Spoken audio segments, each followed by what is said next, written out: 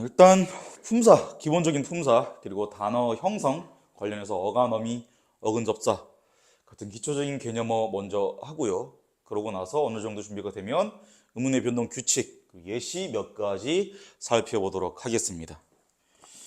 그래서 품사 먼저 볼게요. 품사가 이제 기본적으로 물품할 때 그 품이에요. 상품이라는 거죠.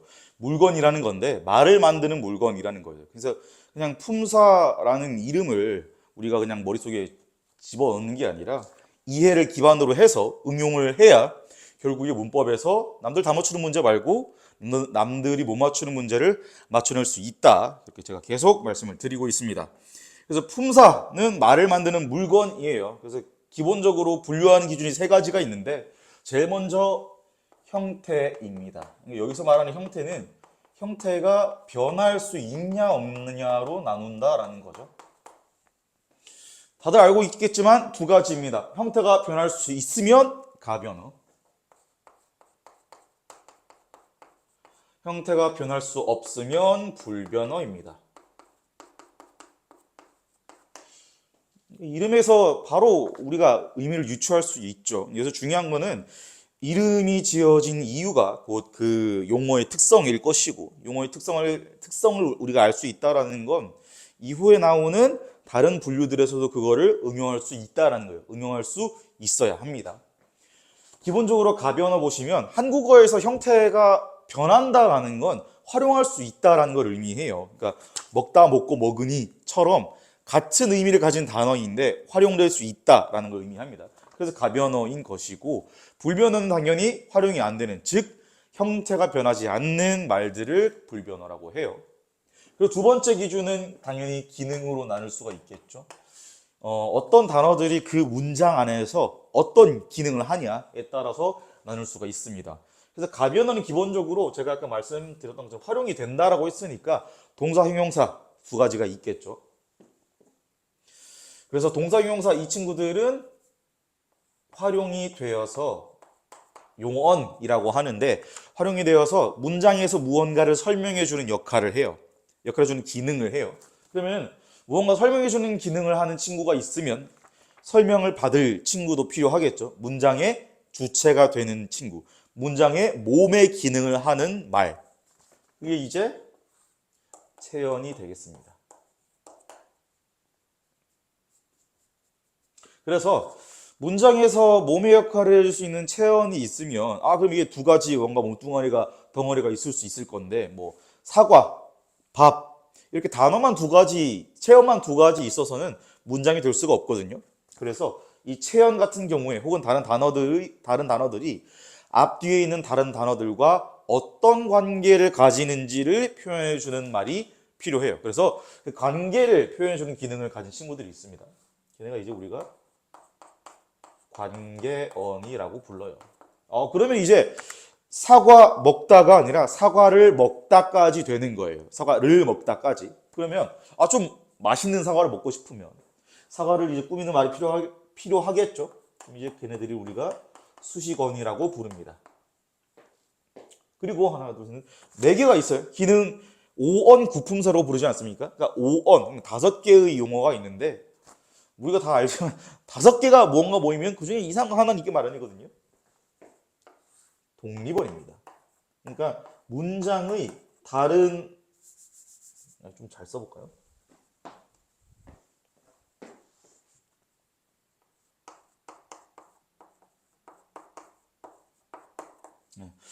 다른 문장 성분, 다른 단어들이랑 상관없는 기능, 혹은 뒤에 있는 문장 전체와도 상관없는 기능을 하는 친구들입니다.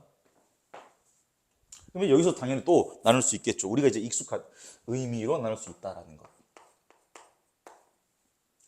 그래서 무언가에 대해서 설명을 하는 친구들이 용언이라고 했어요. 활용이 돼서 설명을 해요. 그러면 무언가에 대해서 설명을 할 때, 이게 동작을 나타낼, 어떤 동작을 하는지 설명할 수도 있고, 어떤 상태인지 설명할 수도 있겠죠. 당연히 동작 설명하는 친구들은 동사일 것이고, 모양 설명하는 친구들은 형용사일 것입니다. 우리가 형용할 수 없는 기분이다, 말로 형용할 수 없는 기분이다 할 때 그 형용이에요.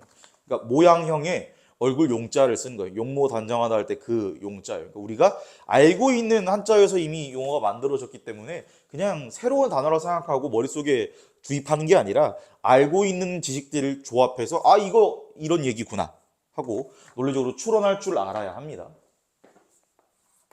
그 다음에 체언이에요. 그러니까 문장에서 몸의 역할을 해야 하니까 너무도 당연하게 어떤 의미를 가져야겠어요?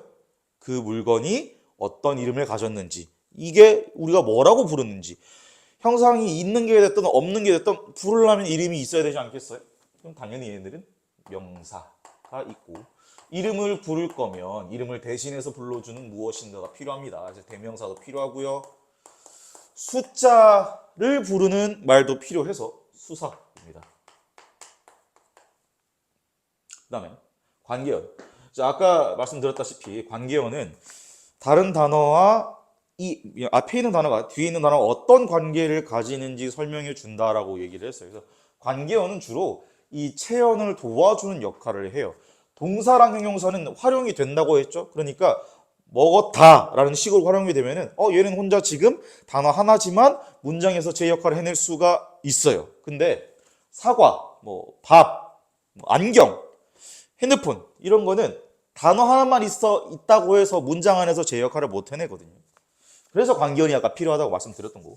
그래서 얘는 조력자예요, 기본적으로. 체언의 조력자입니다. 그래서 우리가 조사라고 이름을 붙여놓은 거예요. 도울 조자를 쓰는 겁니다.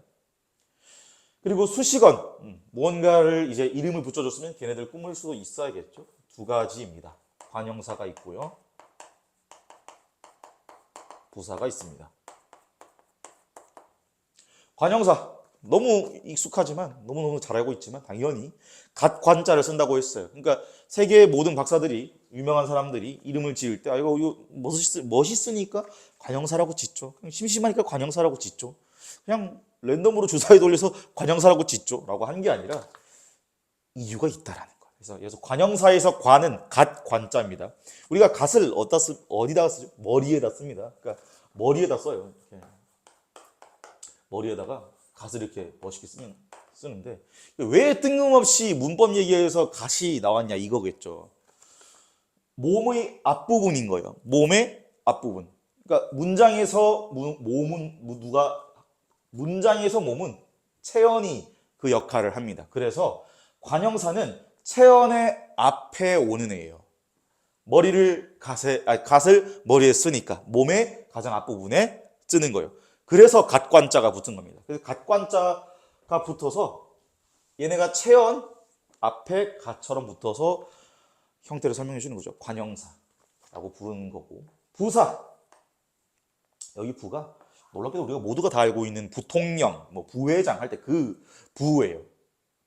그래서 영어로 우리가 이제 adverb라고 하거든요. 이게 동사가 끊으면 얘를 자르면 이렇게 잘리겠죠. 그러니까 verb가 동사인 거고 add 이게 이제 붙여준 거예요. 붙이다, 더하다라는 의미예요. 동사에 더해주는 거죠. 알고 있지만 부사는 주로 용언을 꾸밉니다. 물론 용언 제외하고도 다른 체언, 문장 전체를 꾸밀 수도 있다라는 거. 그러면 당연히 우리가 만약에 수식어 두 개 사이에서 구분을 해야 할 때 관형사와 부사 두 가지 중에 하나를 구분을 해야 한다면 관형사는 오직 체언의 앞에만 옵니다. 그래서 명사 뒤에 있는 체언을 꾸며요. 그렇기 때문에 이게 수식어인 건 확실한데 관형사인지 부사인지 헷갈릴 때는 이게 관형사인지를 보면 돼요. 아니면 부사예요. 왜? 부사는 수식할 수 있는 범위가 굉장히 다양하기 때문에 이게 어디를 수식하고 있는 거지? 문장 전체를 수식하고 있나? 동사를 수식하고 있나? 구를 수식하고 있나? 이 생각을 하면은 실전에서 문제 풀 때 당연히 판단하는 속도가 느려질 수밖에 없겠죠.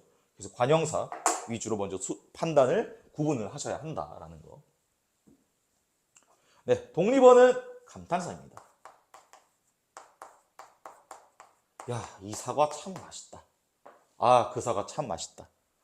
이렇게 감탄사를 하는 건데 감탄할 때 쓰는 말을 주로 감탄사라고 부르는데 중요한 건 감탄을 할 때 쓰는 말만 감탄사가 아니라는 거예요. 그래서 뭐 놀람, 부름, 누군가를 부르는 것, 놀란 것 혹은 예를 들면 어쩌고 저쩌고 뭐 그런 것 같아.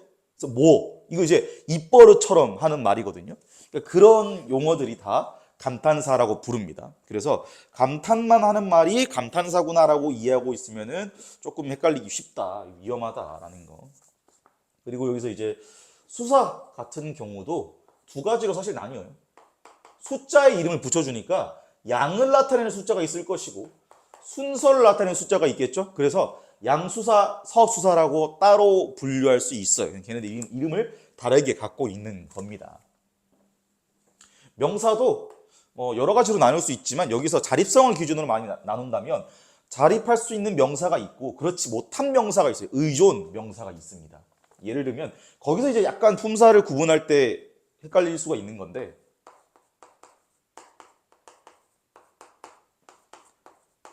나무 한 그루라고 할 수도 있고 나무 하나라고 할 수도 있어요. 그러면은 문제는 이것도 숫자를 나타내는 말이고 얘도 숫자를 나타내는 말이거든요. 그러면 우리의 문제는 뭐냐면 이거 좀 품사 구분하기 쉽지 않아 보여요. 그럼 이때 어떻게 한다? 조사를 붙여보면 돼요. 중요한 거는 이게 수관형사랑 수사를 구분하려면 조사를 붙이면 되는구나 라고 기계적으로 암기하는 게 아니고요.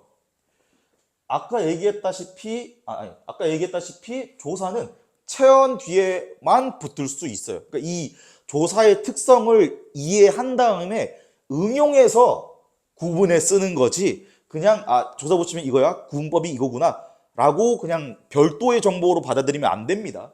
조사의 특성이 이거니까 그러면은 여기서 무언가를 하면 조사의 특성을 이용하면 품사를 구분할 수 있겠네. 이 사고방식이 아주 이상적인 사고방식이고 고난도 문제 나왔을 때 혹은 지금 만약에 학년이 낮다면 뒤에서 계속 문법을 해야 되기 때문에 그때 꾸준히 계속 쓰려면 단순 암기에 의존해서는 기억이 오래 갈 수가 없겠죠. 어쨌든 원래 이야기로 들어와서 뒤에 조사를 붙여보면 나무 한 그루에 한에는 조사를 붙일 수가 없어요. 그러니까 예를 들면 밑에 보시면 나무 하나 가, 나무 하나는 조사 붙일 수 있네. 나무 한는 그루, 나무 한 가 그루, 나무 한 이 그루 안 되죠. 얘는 조사가 붙을 수 있어요. 그럼 이건 뭐예요? 체언이에요. 체언인데 숫자에 대한 숫자의 이름을 붙여주고 있으니까 얘는 수사구나 라고 알면 되고 알 수 있고 여기서는 지금 우리가 조사를 못 붙였어요. 조사를 못 붙였다라는 건 체언이 아니라는 거고 그래서 관형사라는 거예요. 그러면은 얘는 이제 관형사 중에서도 수를 나타내는 관형사라서 수관형사라고 부릅니다. 그러면 얘는 관형사인 거 알았으니까 이 친구는 뭐겠어요? 관형사는 체언 앞에서 체언을 꾸미니까 얘는 의존 명사예요. 그래서 그루는 의존 명사입니다. 항상 앞에 숫자를 나타내는 말이 와야만 쓸 수 있는 명사예요. 그래서 아까 말했던 것처럼 사과, 수박 이렇게 혼자 띡 쓸 수 있는 단어랑 성질이 다릅니다. 그래서 의존 명사라고 부릅니다. 우리가.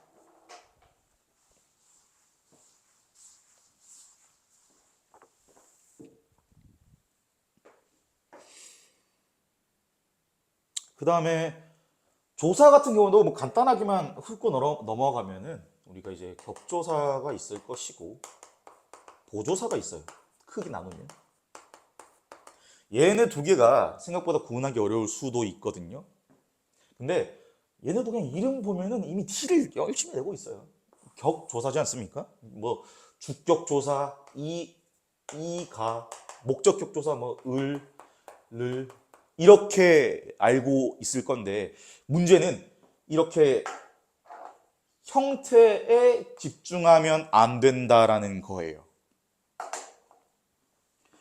나는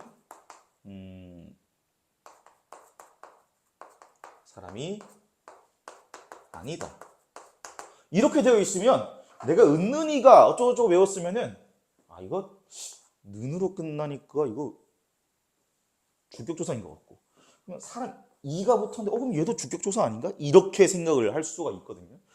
이제 그러면은 문제가 생겨버리는 것이고 얘네가 그러니까 얘네의 그 문법적 특성을 이해해야 하는 건데 격조사는 자격을 주는 조사예요.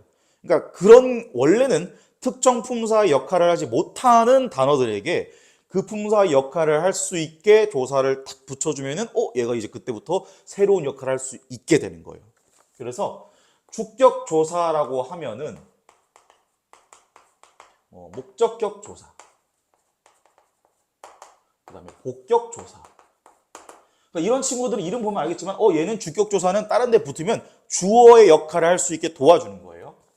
목적격 조사는 거기에 붙으면 체원에 붙어서 목적어 역할을 할 수 있게 도와주는 거고, 복격 조사는 보어의 역할을 할 수 있게 도와주는 거예요.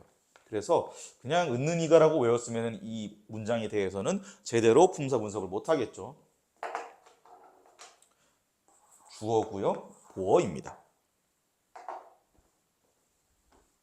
그래서 이제 되다 아니다 앞에 혹은 되다 아니다가 필요로 하는 문장 성분이기 때문에 이 친구 이제 보어라고 판단을 할 수가 있겠죠. 그래서 그냥 형태만 봐서는 나중에 나가면 주격조사랑 목적격 조사, 주격조사랑 목적격 조사랑 격조사, 은는 만도 있죠. 거기서 은는 이런 거 구분하기 힘들어지기 때문에 그냥 격조사 땡땡 뭐 은은이가야 뭐는 뭐 보조사 땡땡 뭐 은는 만도야 이렇게 외우면 장담하는데 올라가봤자 2등급입니다. 어쨌든 격조사는 뭔가 자격을 주는 친구들입니다. 얘는 의미를 보조한다고 생각해 주시면 돼요. 그러니까 쉽게 말하면 더해주는 거예요. 누구는 그 행동을 했다. 누구만 그 행동을 했다. 누구도 그 행동을 했다. 다 다른 의미거든요. 그러니까 뒤에 어떤 조사가 붙느냐에 따라서 의미가 달라져요. 그래서 얘는 보조사라고 부릅니다. 참고로 보조사가 붙어 있는 경우는 격조사가 생략되어 있기 때문에 격조사로 만약에 내가 품사를 이제 분석을 하고 있었다면 보조사가 붙어 있을 땐 그 전략이 안 통할 수도 있어요. 그거는 다음에 조금 더 딥하게 다룰 때 말씀을 드리고, 그래서 뭐 품사, 우리가 의문 변동을 하기 위한 품사 혹은 아주 기초적인 품사 얘기는 이 정도면 충분할 것 같습니다. 이제 매우 중요한 것은 보통 이제 우리가 요 뒤에 9개를 그냥 외우거든요. 뭐 많이 외우면 이 앞에 5개까지 외우고, 근데 암기를 할 거면 이 밑에 알맹이들을 외우지 마시고요. 얘네를 외운 다음에 이해를 해야 합니다. 그게 진짜 공부예요. 그러니까 형태가 변하니까 가변우구나. 문장에서 어떤 기능을 할까? 그럼 몸의 역할을 하니까 체언이, 몸의 기능을 하니까 체언이구나. 어떤 의미를 가지나? 동작을 나타내는 의미를 가지니까 동사구나. 이런 식으로 어떻게 구분되는지 구분되는 기준을 이해하시고 그 기준에 따라서 멤버들이 어떻게 정해지는지를 공부하세요. 제발 그냥 외우지 마시고.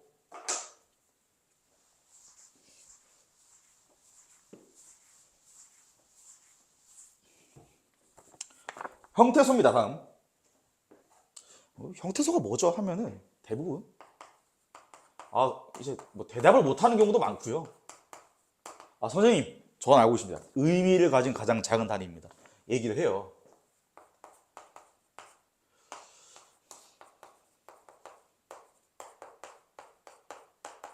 문제는 이게 이게 왜 이 이름을 가지는지 설명 아무도 못한다라는 거예요.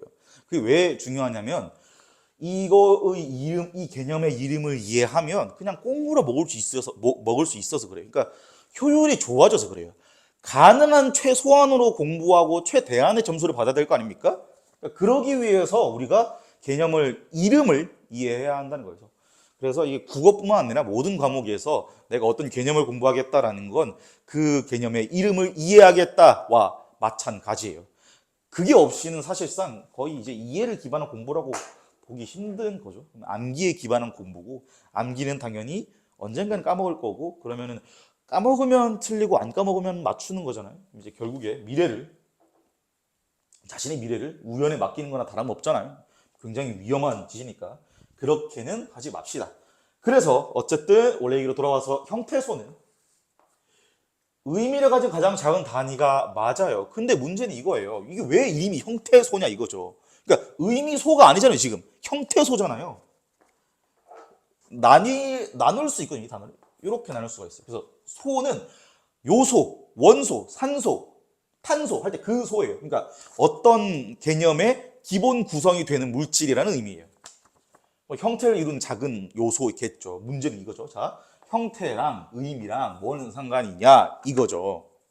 자, 예를 들어서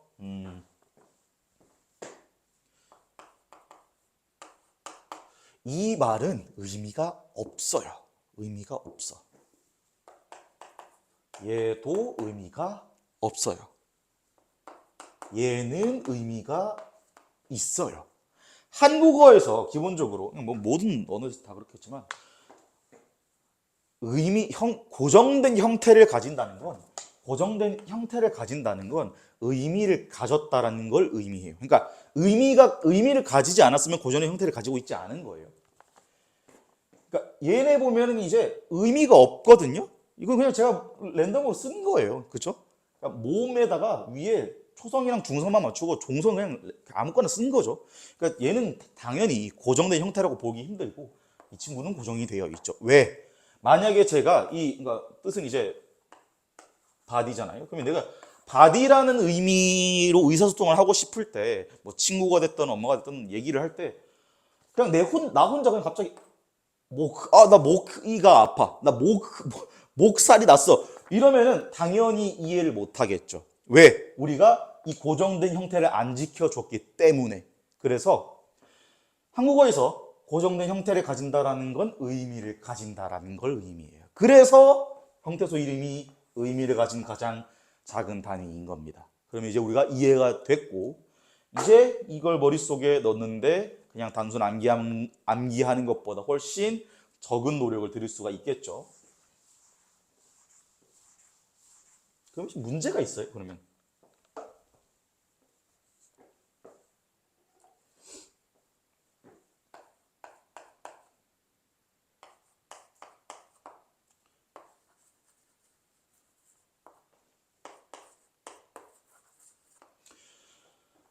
둘 다 눈이에요. 그쵸? 근데 문제는 의미를 가진 가장 작은 단위로는 지금 여기 지금 표기상으로는 우리가 의미 구분이 안 되거든요. 그럼 이거 어떻게 된 걸까요?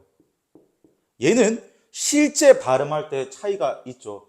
여기 우리가 앞을 보는 눈은 그냥 단음으로 발음을 하고 이 겨울에 내린 요거는 장음으로 발음을 해야 해요. 그러면 그러니까 표기상으로는 차이점이 드러나지 않는 거죠. 그럼 우리가 의미 구분을 뭘로 한 거예요, 방금? 이걸로 한 거예요. 그렇죠? 이걸 우리가 뭐라 그러냐면 뒤에서 배우는 운소라고 해요. 은 중에 운소예요.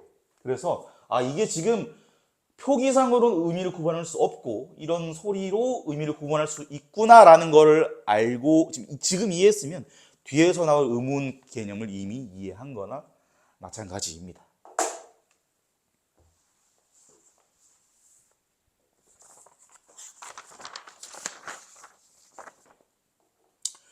그래서 뭐 문장을 이제 쪼개 보는 걸 할 건데 기본적으로 형태소는 두 가지 기준으로 각각 두 멤버가 있어요. 그래서 자립성에 따라서 자립 형태소와 의존 형태소로 나뉩니다. 의미에 따라서 실질 형태소와 형식 형태소로 나뉩니다. 마음이 삐뚤니까 이 글씨가 어쨌든 그래서 여기서 자립성이라는 거는 다른 문장에 떼서 갖다 줬을 때 혼자 써먹을 수 있냐 없냐예요. 그러니까 예를 들면 달, 빛, 사과, 하늘 이런 거는 떼서 다른 문장에 툭 던져도 혼자 의미 안 변하고 형태 안 변한 상태로 써먹을 수 있죠. 걔는 이제 자립성이 있다라고 얘기를 하고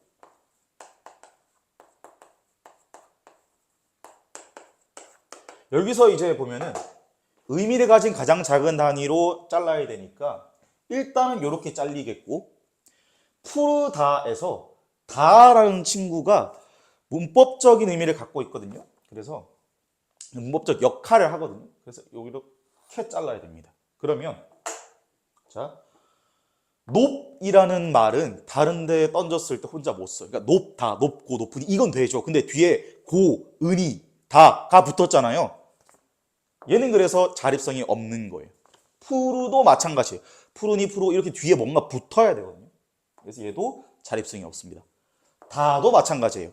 높다, 푸르다, 먹다, 입다처럼 앞에 누군가 또 와야 이 다라는 형태소를 써먹을 수가 있거든요. 그래서 얘네는 세 덩어리 다 의존 형태소입니다.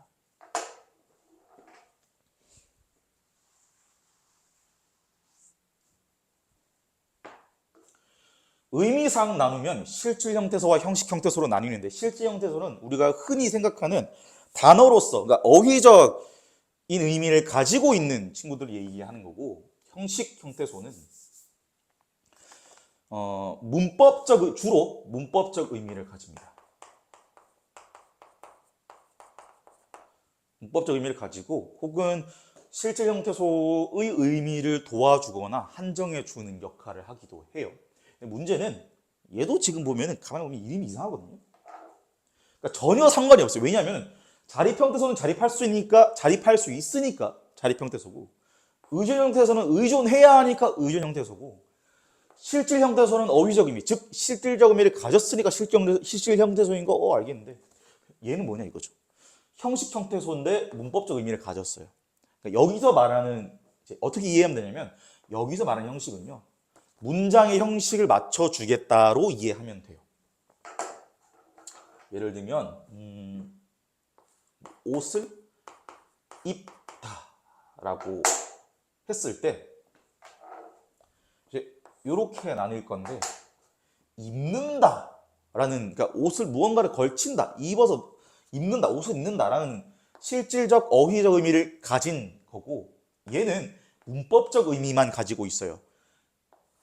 종결 어미거든요. 끝을 내주는 거예요. 그러니까 문법적 의미를 가진 건데, 이제 얘가 왜 형식 형태소냐?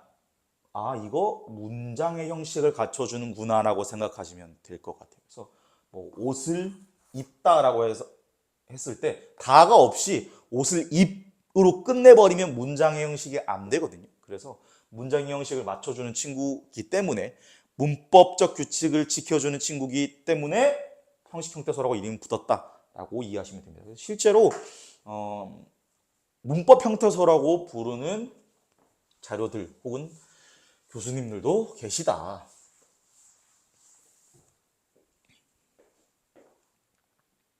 그래서 예를 들면 뭐 달빛이 나무에 걸리었다를 예문으로 해서 보시면, 나무에 걸렸다를 분석해보면,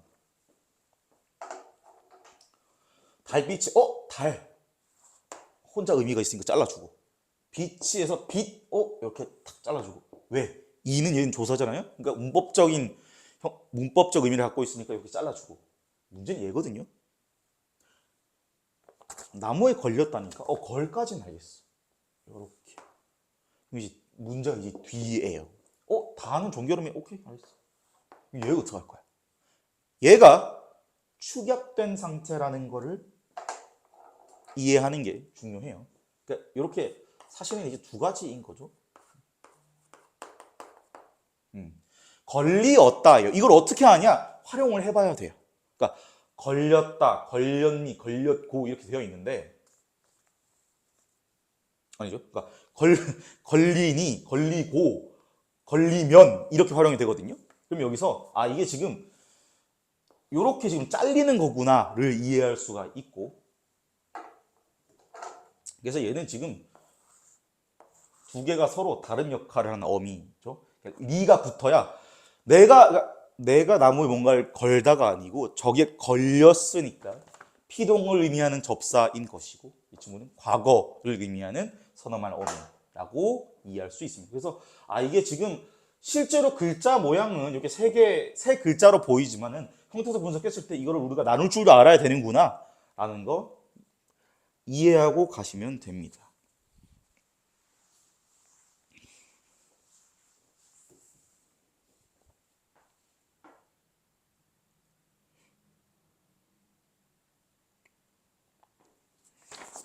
네, 그 다음에 단어의 구성 관련해서 아주 간단하게만 필요한 것만, 의문의 변동할 때 필요한 것만 가져가겠습니다. 어간어미 어근접사 이렇게 있는데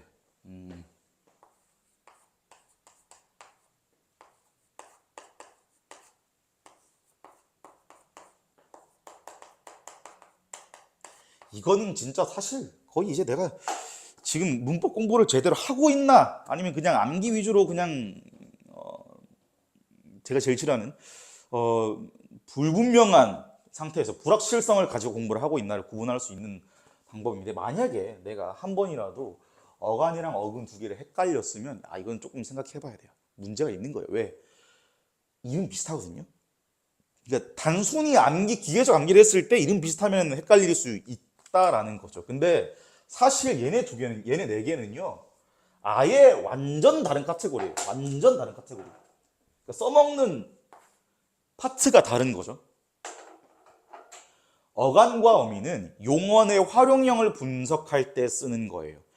이 용언이 어디까지는 활용이 되고 어디까지는 활용이 안 되는구나를 분석할 때 활용이 되는 부분은 어간이라고 해요. 간, 줄기 간자예요. 간부할 때 그 간이에요. 미는 뒤에 꼬리처럼 붙은 애, 그래서 어미이고요. 어근과 접사는 단어가 어떻게 만들어졌나를 분석할 때 쓰는 용어예요.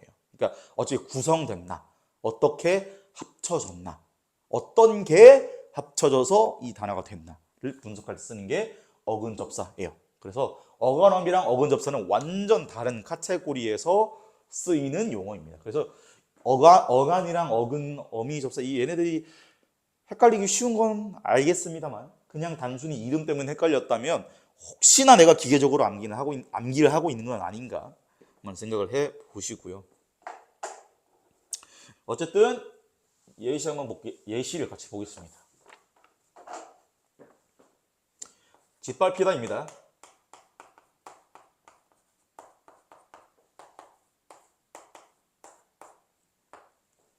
네.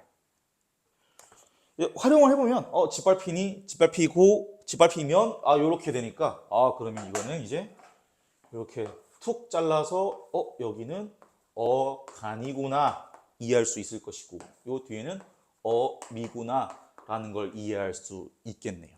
그러면 기본적으로 한국어에서는 어미는 단어 개별적 단어로 취급하지 않거든요. 그래서 어간부터는 이게 뭘 할 수 있냐, 어근접사로 나누는 게 돼요. 그러니까 이 헷갈리기 쉬운 포인트 두 번째긴 한데, 예를 들어서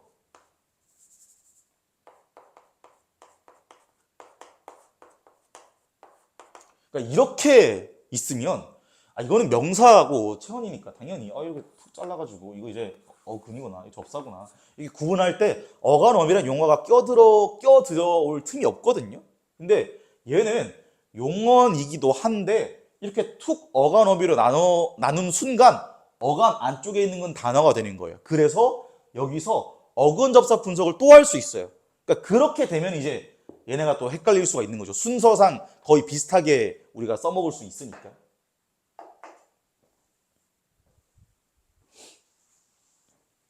그래서 원래 얘기로 돌아와서 짓밟히다에서 짓밟히기까지가 한 단어라는 걸 알 수 있습니다. 그러면 어근은요, 근이 뿌리 근자예요. 그러니까 완전 이제 근본이라고 생각하시면 되고, 중심적인 의미를 갖고 있는, 혹은 독립적인, 자립적인 의미를 가지고 있는 부분이 어근이라고 생각하면 되고, 접사는 아까 이제 형식 형태수처럼 문법적 의미를 얘기를 하고 있거나, 혹은 어근의 의미를 제한해주는 역할을 주로 해요. 그럼 당연히 여기서도 짓밟히다 이렇게 있으면 밟다라는 단어 있으니까 이거 그러면 혼자 어휘로서의 능력을 가지고 있는 거죠. 메인 의미를 가지고 있는 거고요. 근데 짚다, 희다 이거는 혼자 못 써먹거든요. 그리고 그러니까 혼자 못 써먹으면 일단 자립성도 없는 거예요. 그리고 밟히다, 그러니까 지금 요렇게 꾸며주고 있거든요. 희도 요렇게 꾸며주고 있는 거예요. 그러니까 뭔가 독립된 두 개체가 합쳐진 거라고 보기 힘들죠. 꾸며주고 있고, 지시랑 희는 혼자 써먹지도 못해요. 예, 그리고 어근을 도와주고 있고 어근을 도와줄 때만 그 의미가 발현이 되죠. 그래서 이 친구들은 이렇게 툭 잘라서 뒷과 흰 접사라고 부릅니다. 접사라고 부르는데 앞에 있으면 앞에 있으니까 여기 머리 접두사, 뒤에 있으면 접미사라고 불러요.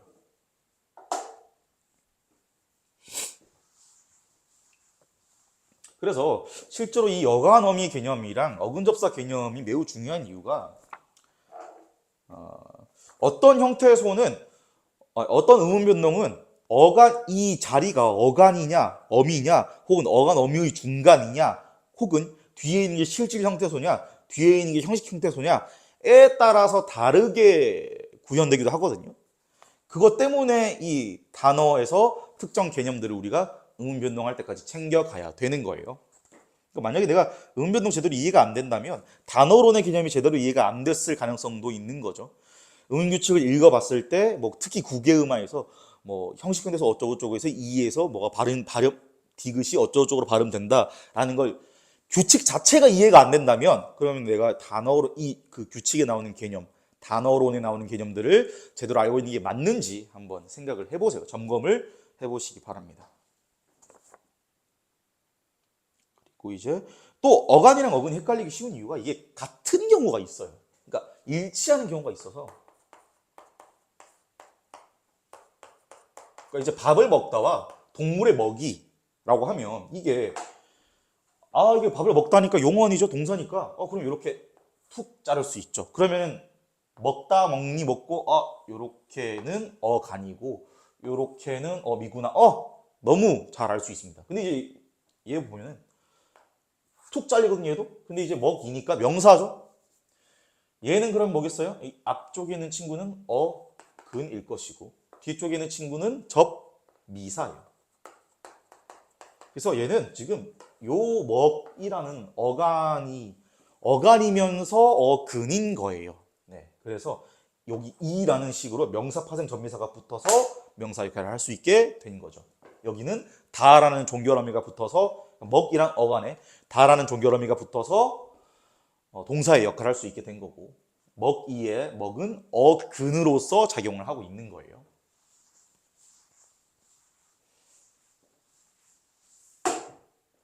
헷갈리기 쉬우니까 조심하시고 드디어 이제 의문을 들어가 볼 겁니다. 의문 기본적으로 아까 이제 봤던 그 눈과 눈을 비교할 때 했던 것처럼 의문은요 의미를 구별하는 가장 작은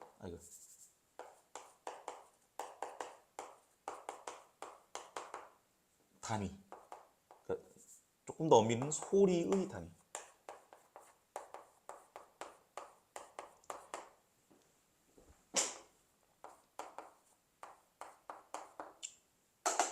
음우는 기본적으로 두 가지를 같이 부르는 거예요. 음소와 운소. 그러니까 소자를 붙이면 되는 거죠.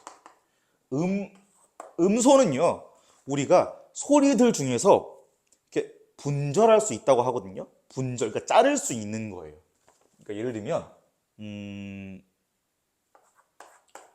이런 글자가 있으면 기역이랑 소리를 이렇게 툭 자를 수가 있죠. 그러니까 그러니까 겉보기에 이렇게 툭 나눌 수가 있죠. 얘가 이제 분절이 가능한 거고 음소인 거죠. 운소는요, 뭐겠어요? 당연히 반대로 못 자르는 거예요. 의미 구분할 때 쓸 수는 있는데 자를 수는 없는 거. 그러니까 예를 들면 음의 장단 혹은 억양, 뭐 성조 이런 게 있습니다. 그러니까 지금 현대 한국어에서는 사실 실제 발현되는 거는 거의 찾기 힘들죠. 뭐 억양 같은 경우에 경상도 화자들에게서는 보이기도 합니다만, 뭐 이의 이승, 이의 이승, 이의 이승 뭐 이런 거 할 때 보이긴 합니다만, 어쨌든 우리가 아까 봤던 눈의 경우에는 그래서 음소로는 둘 다 똑같은 표기이기 때문에 음소로는 구분할 수 없었고 뒤에 장음인지 단음인지 표시 붙여주면은 운소로는 구분할 수 있었던 거예요. 그래서 이걸 합쳐서 우리가 음운이라고 부릅니다. 그래서 아까처럼 의미를 구별하는 가장 작은 단위인데 형태소처럼 그냥 단위가 아니고 소리의 단위라는 거죠. 그래서 아까 형태소를 이해했다면 거기서 그러면 그게 단순히 표기로 구분하는 거 말고 소리로 구분할 때, 의미를 소리로 구분할 때는 그거를 의문이라고 부를 수 있구나예요. 그러니까 형태소랑 의문이 어떤 관계냐 하면 이게 뭔가 포함되거나 혹은 서로 뭐 연관성이 있다는 관계가 아니라 의미를 구분할 때 그냥 형태의 관점에서 보냐, 의문의 관점에서 보냐, 이 차이에 그냥 관점의 차이인 거죠. 그러니까 서로 이제 배타적인 관계가 아닌 거예요. 이게 형태소라고 해서 이게 동시에 의문일 수 없고 그렇지 않다라는 겁니다. 그래서 자음들 볼게요. 자음 체계. 좋은 방법, 이거 자음 체계 뭐 많이 그려봤지만 조음의 방법으로 해서 이렇게 쭉 밑으로 내려가고 조음 위치로 해서 이렇게 뒤로 쭉 가거든요. 여기서 정말 이 통탄을 금치 못할 거예요. 그냥 자음체계표 외우고 있거든요. 누구는 이제 뭐 깊은 밤 바닷속 뭐 이런 걸 하고 있어요. 제발 이제 안 그랬으면 좋겠는데 안 그랬으면 좋겠는 게 이제 나옵니다. 자음체계표만 이해하면은 나중에 몇몇 음의 변동 그냥 공짜로 먹을 수가 있거든요. 그러니까 그것 때문에 그런 거예요. 일단 볼게요. 조음 위치 앞에서부터 뒤로 들어가는 겁니다. 맨 앞에 양순음이에요. 그러니까 입술이에요. 그러니까 양쪽 입술, 그러니까 위 입술, 아래 입술 다 합쳐서 양순음이라고 부르고요. 그러니까 입술 소리라고 교과서에서는 입술 소리라고 합니다. 그리고 치경음, 그러니까 잇몸 소리라고 해요. 여기서 말하는 잇몸은 우리가 이제 양치할 때 주로 닦는 앞에 있는 잇몸이 아니고요. 뒤쪽에 있는 잇몸이에요. 그래서 잇몸 소리가 주로 다, 사, 나, 라가 있는데 얘를 소리를 내보면 딱 이빨 뒤쪽 혹은 이빨 뒤쪽의 약간 윗부분을 치거든요. 그래서 이 소리들을 우리가 치조음이라고 불러요. 그러니까 잇몸 소리라고 해서 여기 앞에 있는 잇몸을 치는 게 아닙니다. 그러니까 앞에 있는 잇몸이 소리가 나는 게 아닙니다. 그 다음에 경국의 음입니다. 이제 경국의 음이고 뒤에 연국의 음이에요. 그리고 그러니까 지금 점점 뒤로 들어간다고 했잖아요. 목구멍 소리 후음입니다.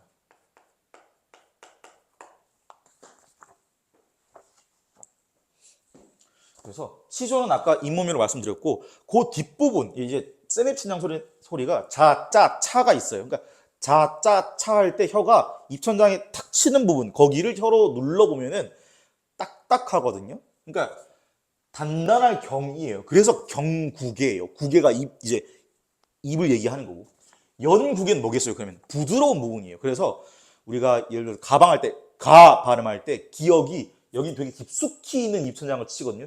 이쪽 앞쪽이 아니라 뒤쪽 입천장을 쳐요. 여기를 혀로 딱 눌러보면 말랑말랑해요. 그래서 연구개음이라고 해요.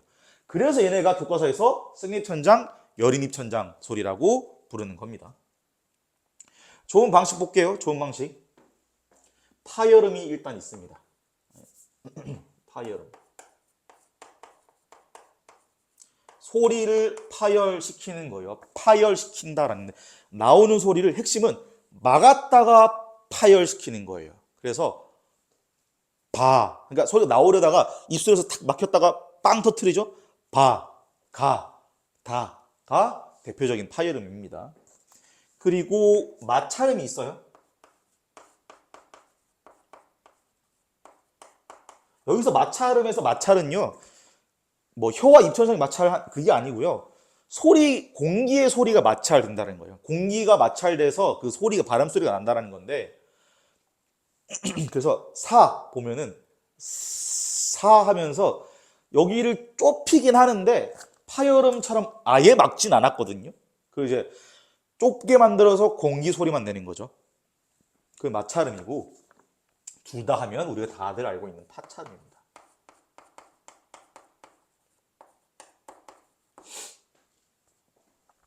둘 다 하면 파찰음이에요. 그래서 터트리긴 하되 얘를 다처럼 완전히 빵 터트린 게 아니라 터트린 다음에 완전히 여는 게 아니라 살짝만 여는 거죠. 그래서 터트리기도 하면서 공기 마찰도 시키는 거예요.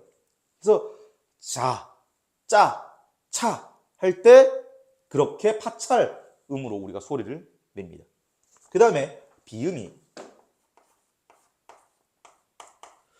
비, 이비인후과 할 때 비입니다. 콧소리예요. 콧소리. 비. 그러니까 미음이 받침이었을 때, 할 때, 니은이 받침이었을 때, 하는 거. 그리고 이응이 받침이었을 때, 하는 거. 코가 울리거든요. 비음이고요.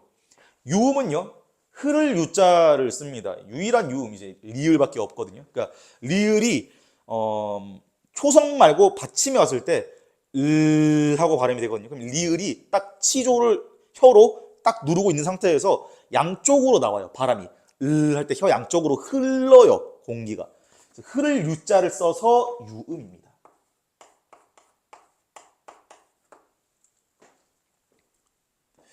그 다음에 우리가 해야 될 거는요. 그냥 가나다라 마바사 하면서 직접 찾아보는 연습을 해야 돼요. 가 할 때, 소리를 완전히 막았다가 빵 터트리네? 그러면 그 다음에 어디에서 터트리나? 그러면 가 할 때, 여기 입천장이었는데 조금 더 뒤에는 입천장이구나 해서 가 이렇게 되고, 그 다음에 나 할 때 혀가 지금 여기 치조, 그러니까 잇몸을 딱 치는데 하면서 코 올리는 소리 나니까 비음이구나. 그러면은 치조음이면서 비음인 니은으로 갑니다. 그 다음에 디귿 그러면 이것도 가처럼 다라고 소리를 빵 터트리죠. 근데 그러니까 나 다 해보면 나랑 다 발음할 때 혀가 위치가 움직이지 않거든요. 같은 위치에 소리 나는 거예요. 근데 파열을 시키는 거니까 디귿이 일로 갑니다. 그 다음에 가나다라가 아까 얘기했던 것처럼 하면서 이제 혀 양쪽으로 공기가 흐르는 소리가 나는데 다나라 해보면 알겠지만 혀 위치가 안 움직입니다. 바뀌지 않아요. 그래서 리을이 일로 옵니다.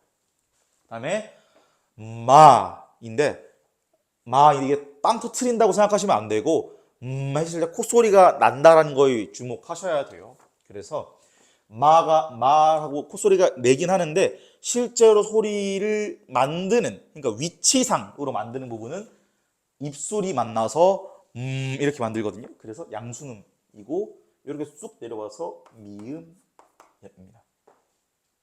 다음에 가나다라 마까지 했고 그러면 바도 바처럼 소리를 막았다가 빵 터트리는데 아까 우리 미음했는데 바처럼 입술을 막았다가 터트리면서 소리를 내거든요. 소리 나는 부분이 위치가 양순음인 거죠.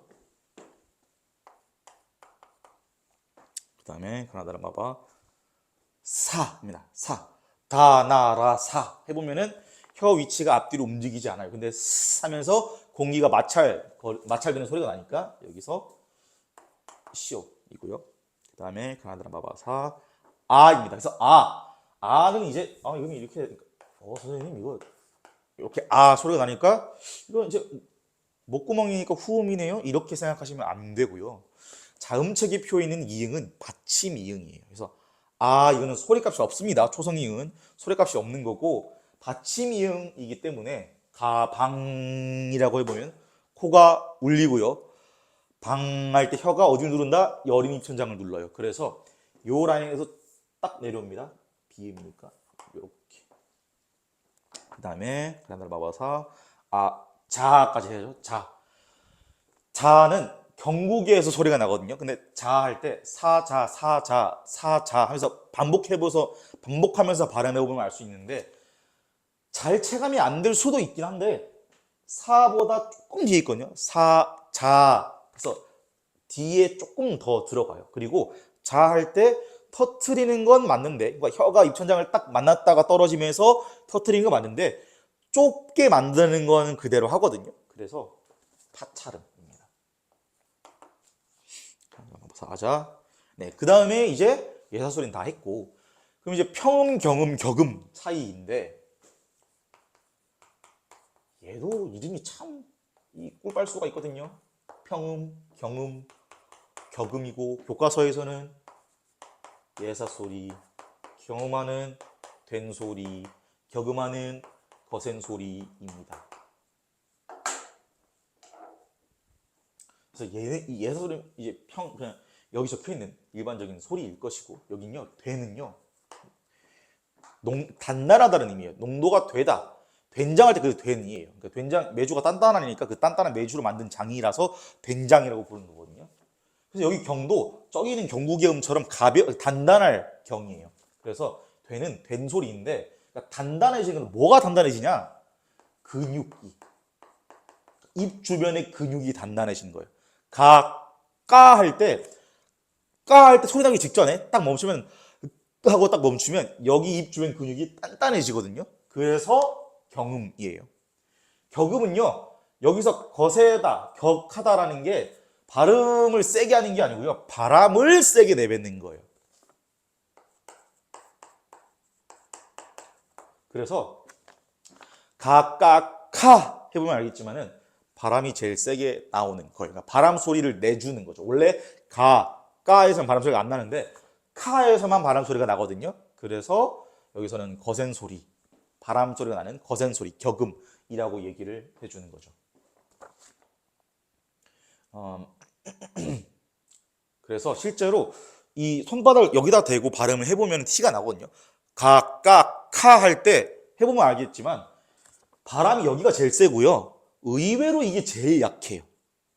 얘가 이제 중간이고. 그래서 평음, 경음, 격음이 이렇게 이름이 지어진 거예요.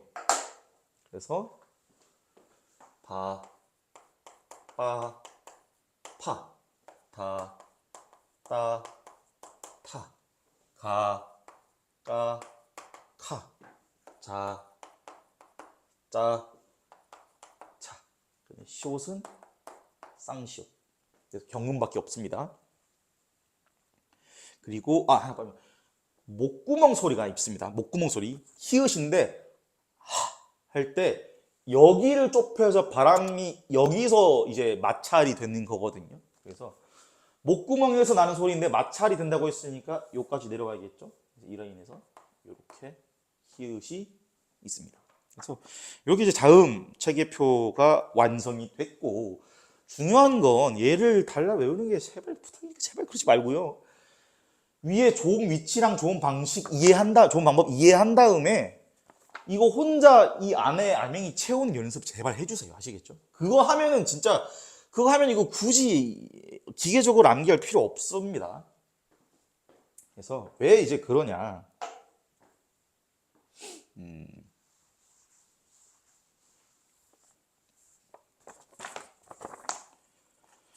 자음 체계표를 알았을 때 음운의 변동에서 이제 유리하게 작용할 수 있는 부분이 어디냐 이제 얘기를 드리겠습니다. 예를 들면은 국물이라는 단어가 있다고 하면 우리가 이걸 발음할 때 국물 이렇게 표기대로 발음하지 않죠. 비음화를 시켜서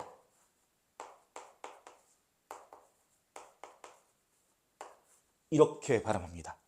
국물이라고. 자, 그러면 여기서 중요한 거 봐.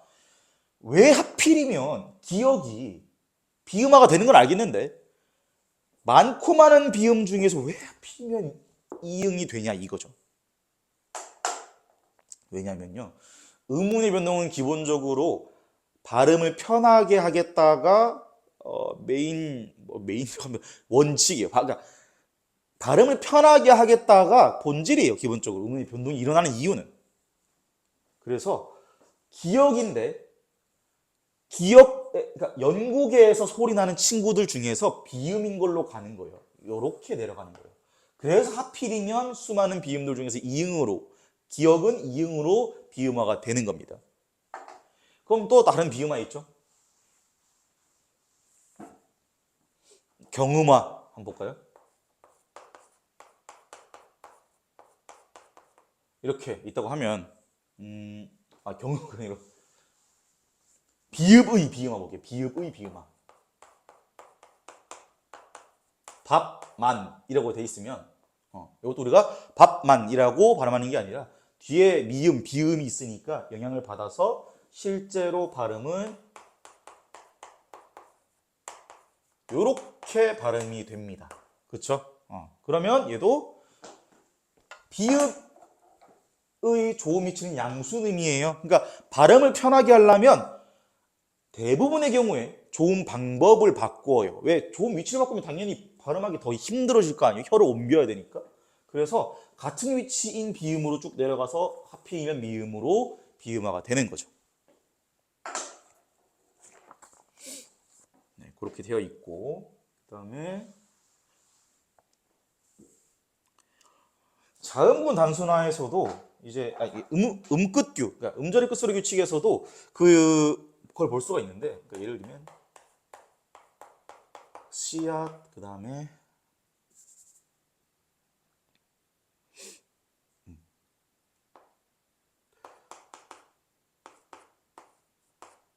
뭐 부엌 이런 게 있다고 하면은 음절 말 평 파열음 화라고 부르잖아요. 그래서 요 키역이 거센 소리니까 굳이 좋은 방식을 바꾸거나 위치를 바꾸면 당연히 발음이 어려워지겠죠. 그러니까 그냥 발성 방식만 바꾸는 거예요. 발성 방식만.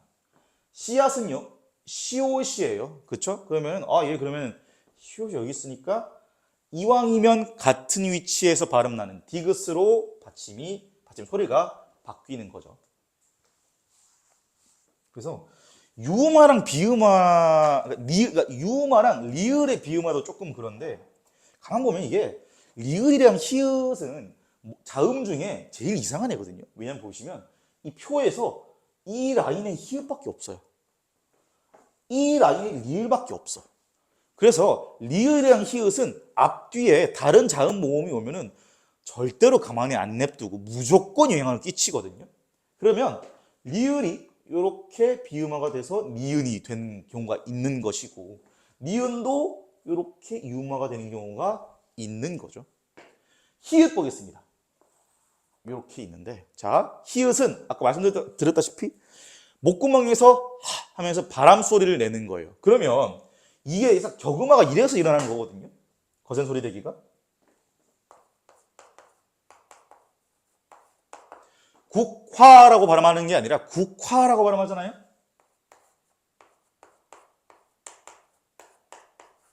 그렇죠? 그럼 우리가 어차피 히읗 발음할 때 바람 소리를 내야 한다면 미리 그냥 내버리면 훨씬 발음하기가 편하겠죠. 어차피 히읗에서 바람 소리를 내야 하니까. 그러면 이 기역에서 플러스 바람 소리인 거죠. 근데 아까 바람 소리, 그러니까 발성 방식 중에서 바람 소리가 제일 센 게 거센 소리라고 했잖아요. 그래서 기역에다가 바람 소리를 더해줘서 히역이 되는 거예요. 바람 소리 때문에. 왜? 히읗은 바람 소리를 갖고 있으니까. 그래서 국화 이렇게 발음하면 훨씬 편하니까 거센 소리가 이렇게 일어나는 겁니다. 그래서 국화, 그다음에 법학 이렇게 비읍도 바람 소리를 내면은 거센 소리가 되니까, 예사 소리에서 거센 소리가 되니까 피읍으로 발음이 나는 거죠. 그래서 이렇게 자음 체계표가 음운의 변동을 이해하는 데 매우 중요하다는 말씀 드렸습니다. 그리고 이제 음 변동 종류도 잠깐 짧게 보겠는데요. 교체, 탈락, 축약, 첨가가 있습니다. 너무도 우리가 우린 똑똑하기 때문에 너무도 보자마자 알겠지만, 교체는요, A 플러스 A와 B가 붙었는데 얘가 뭔가가 하나 더 생기면 생기는 게 아니라 바뀌면 교체고요. 탈락은요, 뭔가가 날라가야겠죠. 이렇게 했을 때 A만 남아있어. 그 다음에 축약은요, A 플러스 B를 했더니 C가 나왔네. 축약입니다. 그러니까 새로운 자음이 나와야 해요. 새로운 자음이. 그래서 예를 들면은 경음화, 기역이 쌍기역으로 바뀌었다. 이거는 첨가가 아닙니다. 기역이 들어온 게 아니고요. 기역이 쌍기역이라는 아예 새로운 자음으로 바뀐 거예요. 그래서 얘는 경음화는 교체입니다. 참고로. 그 다음에 첨가는 A 플러스 B가 됐을 때 중간에 무엇인가가 들어온 경우. 그래서 음운의 변동 하시면서 아 이게 그 규칙들이 이렇게 분류될 수 있구나를 알고 계시면 되고 실제로 할 줄도 아셔야 해요. 그래서 보시면 조금 문제에 자주 나오는 건 음운 개수예요. 얘는 이제 교체니까 음운의 개수 변동이 없고 탈락은 마이너스 1이고요. 축약은 음운의 개수 그대로입니다. 그러니까 아니요. 음운의 개수 마이너스 1입니다. 그 다음에 첨가는 플러스 1 이렇게 됩니다. 개수로 따지면.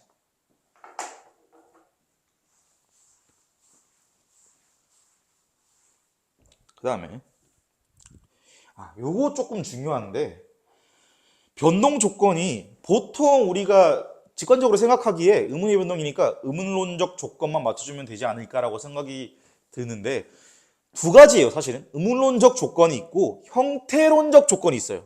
아까 했던 어간어미처럼 이 형태소 관계가 어떻게 되느냐에 따라서 달라지는 경우가 있어요.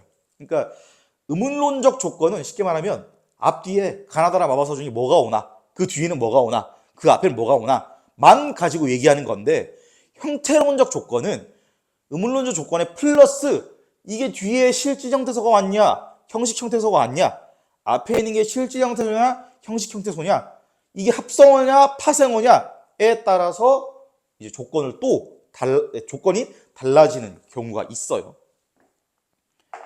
그리고 적용 여부에 따라서도 나눌 수 있어요. 필수적 규칙이 있고요. 수의적 규칙이 있습니다. 예를 들어서 경음화 같은 된소리 되기는요. 네. 이거는요. 이렇게 소리가 나는데 의문론적 조건만 맞춰지면 형사론적 조건 볼 필요 없이 그러니까 가나다라 마법사 중에 뭐가 왔는지만 보면 필수적으로 무조건 일어나요. 네. 그래서 이렇게 우리가 구분할 수 있어야겠죠. 그리고 이제 당연히 교체인 것이고. 네, 첫 번째로 일단 받침 관련부터 보겠습니다. 음절의 끝소리 규칙입니다. 음절 말 평파열음화라고 부르는 건데 기본적으로 한국어에서는 현대 한국어에서는 받침에서 낼 수 있는 소리가 7개밖에 없어요. 네, 이렇게 되어 있습니다. 그래서 예를 들면 전부가 아닙니다. 예만 들게요. 받침에 만약에 아까 부억처럼 이렇게 기역의 받침이 오면 기역으로 발음을 하고요. 디귿에서 예를 들면 시옷이나 혹은 지읒 혹은 쌍시옷 뭐 좋았다 할 때 이런 게 오면은 디귿으로 발음이 나고요. 리을 미음 그대로 발음 나고 비읍에서 피읍 이런 게 만약에 발음에 받침이 오면 앞, 뒤 할 때 앞 이런 게 받침이 오면 얘가 실제로 소리 날 때는 이렇게 소리가 난다라는 거죠. 그래서 변하는 부분이 변화 후에 다 기역이 되거나 디귿이 되거나 비읍이 됩니다. 그러니까 얘네는 그대로 소리가 난다라는 거예요. 그래서 여기서 니은, 리을, 미음, 이응은 그대로 소리가 나고요. 변하는 친구들 보면은 다 바로 변하는데 얘네 공통점이 보면 딱 나오죠. 파열음이에요. 파열음인데 다 맨 앞에 있지 않습니까? 평음. 그래서 음절의 끝소리 규칙을 다른 말로 음절 말 평파열음화라고 하거든요.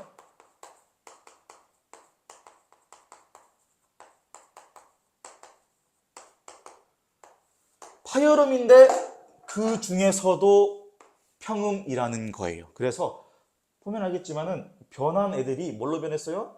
파열음인데 평음인 애들로 변했죠. 나머지 니은, 리을, 미음은 그대로 소리가 났습니다. 그래서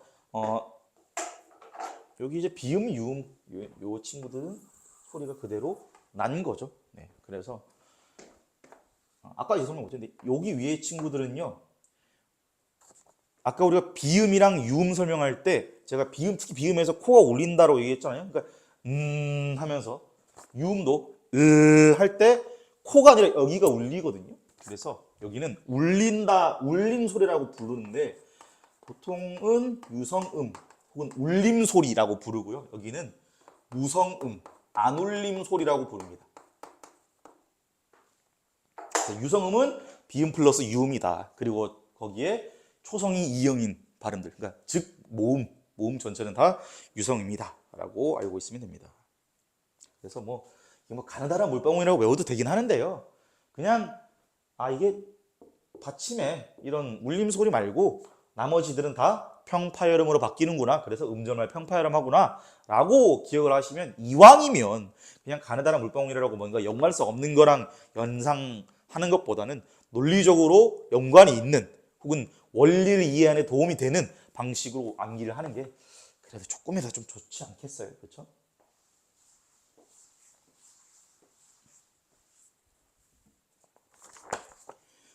자음군 단순화입니다. 자음군 단순화예요. 자, 이름부터 보면은 이미 게임 끝났죠, 거의. 자음군 단순화예요.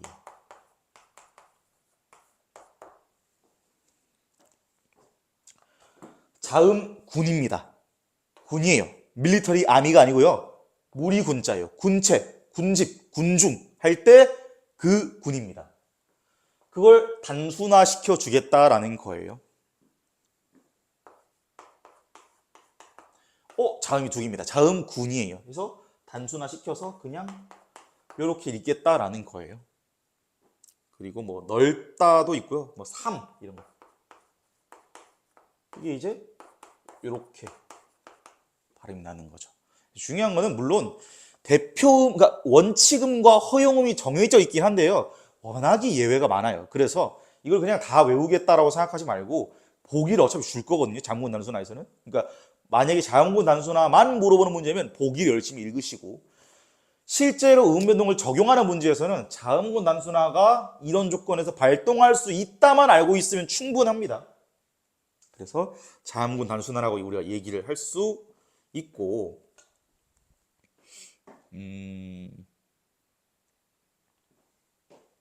이제 중요한 거는 이제 조금 이제 아까 얘기했던 의문론적 조건 말고 형태론적 조건이 관여가 되는 경우가 있어요. 예를 들면 옷에, 옷 안, 옷 위, 옷 하나, 이렇게 되어 있는데,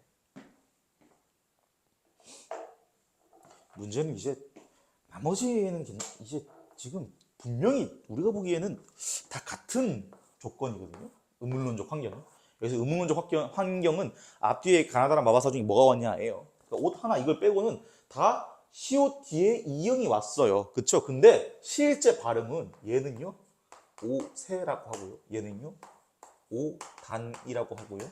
얘는요 오귀라고 합니다. 왜 이러는 거죠? 이게 이제 그냥 이제 의문의 변동이긴 하지만 형태론적 조건이 같이 들어왔을 때 흔히 말하는 약간 심화 개념이 되는 거죠. 왜냐하면은 이거를 이제 설명하려면 형태소 개념을 알아야 되거든요.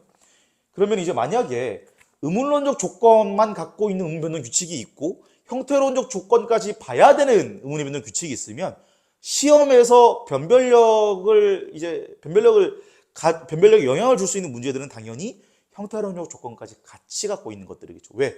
이건 둘 다, 그러니까 이건 의문론 말고 단어론까지 알아야 되니까. 그래서 여기 보시면 얘는 이제 그냥 그대로 연음을 했어요. 그렇죠? 여기는 대표음인 디귿으로 바꿔서 연음을 했어요. 얘는요, 여기도 대표음으로 바꿔서 연음을 했어요. 그러니까 지금, 여기도 대표음으로 바꿔서 연음을 했어요. 그러니까 음끝규를, 음절 끝소리 규칙은 얘는 안 했고요. 얘는 했고요. 얘는 했어요. 그렇죠? 그러고 이제 초성이 이응이 있으니까 연음을 그 다음에 한 거죠. 그래서 이 차이는 뭐다? 여기에 옷의 연이 형식 형태소고요. 이거는 인사이드니까 실질 형태소고요. 업, 온이니까 위이니까 얘도 실질 형태소입니다. 얘는 이제 실제 발음은 오타나라고 발음을 해요. 네, 그래서 대표음 디귿으로 바꾼 다음에 이제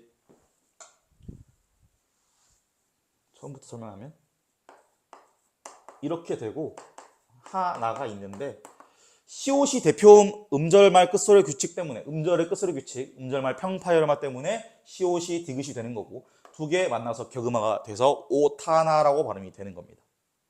그래서 이제 아까 우리가 방금 자음구 난순화랑 음끝규랑 자음구 난순화를 봤는데 음끝규는 형태소에 따라서 되는 경우도 있고 안 되는 경우도 있다. 뒤에 형태소가 뭐가 오냐에 따라서 여름이 될 때 조건이 다르구나, 발동이 다르구나라는 거 알고 있으면 되겠습니다. 그리고 자음구 난순화 같은 경우도 기본적으로 자음구 난순화는 탈락입니다. 그래서 이렇게 해볼까요? 읊다, 읊다. 이게 이제 보면은 자음구 난순화를 먼저 해서 리을을 날리고요, 탈락을 시키고요. 그러면 피읍이 되죠. 이렇게 뭐 하고 싶죠? 보자마자 음끝규 하고 싶죠. 그래서 비읍이 돼요. 근데 뒤에 다가 왔잖아요. 비읍 뒤에 디귿이 왔으니까 얘가 경음화가 됩니다. 그래서 최종 발음은 이렇게 발음이 된다라는 거.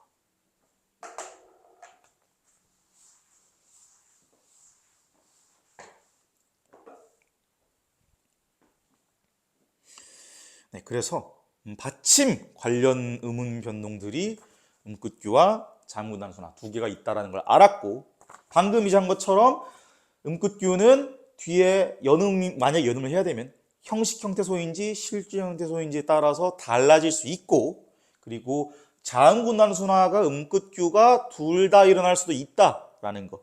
그럼 이제 문제는 뭐냐면, 선생님 그러면 둘 중에 뭘 먼저 해야 됩니까? 근데 자, 원칙적으로 음운의 변동에서 순서가 어떻게 됩니까? 몰라요. 정해져 있지 않아요. 실제로 학술적으로 학설상으로도 정해져 있지 않습니다. 국립국어원에서도 음 변동에서 순서가 딱히 중요한 상관 순서가 없다고 얘기를 했고요. 그러면 이제 이게 어떻게 그나마 조금 기준을 삼을 수 있는 건요, 음운 규칙은 어디까지나 결과론적 설명이라는 거예요. 그러니까 이게 우리가 어떤 발음을 할 때 음운 규칙을 다 생각해서 계산한 다음에 표준 발음 띵 나오는 게 아니고요. 그냥 편하게 발음하는 거예요, 우리는. 편하게 발음하는데 그 습관들을 정리를 한 게 음운의 변동이에요. 규칙이에요. 그러니까 결과를 설명하기 위한 규칙들인 거지 규칙 때문에 결과가 만들어진 게 아니라는 거죠. 그래서 결과론적으로 조금 러프하게 얘기하면 표준어 발음이 이거니까 이게 되려면 어떤 규칙이 있어야 되지 하고 껴맞추는 느낌으로 가시면 되는 거예요, 사실. 네, 그래서 기본적으로 음운의 변동에서 순서가 크게 상관은 없다. 다만 그냥 팁처럼 조금 드리면 보통이 아니라 많은 경우는이라고 했지만 예시도 많아요. 근데 니은 첨가랑요, 그다음에 격음화가 보통은 먼저 일어나요. 보통은 대부분의 경우에. 왜? 히읗은 아까 얘기했다시피 너무 힘이 센 친구라서 무조건 일어나고요. 니은 첨가는 왜 그러냐면 니은 첨가가 됐을 때랑 안 됐을 때 표준어로의 변동이 설명이 되는 애들이 있고 안 되는 애들이 있어요. 그러니까 니은 첨가를 안 하면은 설명을 못 하는 애들이 있어요. 예를 들면은 이거 볼까요? 물약 보면 얘 표준 발음이 물약이거든요. 근데 한국어 음운 규칙 중에 리을 첨가는 없어요. 이게 어떻게 된 거냐? 니은 첨가가 먼저 되고 니은이 먼저 들어오고 이 니은이 리을로 바뀌는 유음화가 일어나서 물약이 되는 거거든요. 이 경우에는 니은 첨가가 먼저 안 일어나면 유음화를 할 게 없잖아요. 그래서 보통은 니은 첨가나 격음화가 먼저 가능하다면 먼저 하고, 그러고 나서 받침 관련 음운의 변동을 하고, 그러고 나서 뒤에 뭐 비음화, 경음화 이런 게 되는 겁니다. 근데 이것도 강조하지만 그냥 그런 경향성이 많다라는 거지 이게 절대적인 건 절대로 아닙니다. 네, 그래서 이렇게 음운의 변동이 진행이 된다라는 거. 그래서 뒤에서 나머지 규칙들도 한번 보겠습니다.